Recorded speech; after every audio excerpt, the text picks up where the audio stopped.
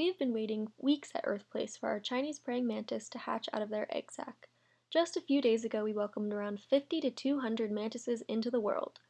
In the fall, female mantises create an ootheca, or a foamy egg sac, that they attach to twigs on trees. These oothecas were found on pine trees in the area and gifted to us from friends of Earth Place. It is very common for these oothecas to find their way inside on people's Christmas trees, so if you celebrate, look out for these egg cases or you may have hundreds of baby mantises inside your home.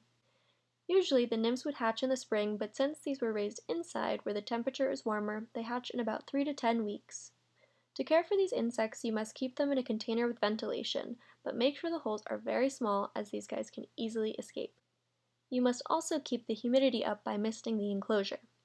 Mantises are carnivores, meaning that they eat bugs and other creatures. These nymphs will start to eat each other if you do not separate them as they get older. We feed our nymphs fruit flies and will feed them larger insects as they grow.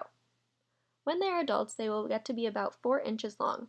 Praying mantises are important for the environment because they control a lot of the pests that eat our crops. Because of this, the Chinese mantis was brought over to America to be used for pest control by farmers. There is debate as to whether or not these invasive species will affect native populations enough to harm them. The Chinese mantis is so large that it preys on smaller native mantises and can even attack and eat hummingbirds. Currently, no native mantis populations are endangered. These mantises we are raising will be kept inside and used for our nature programming.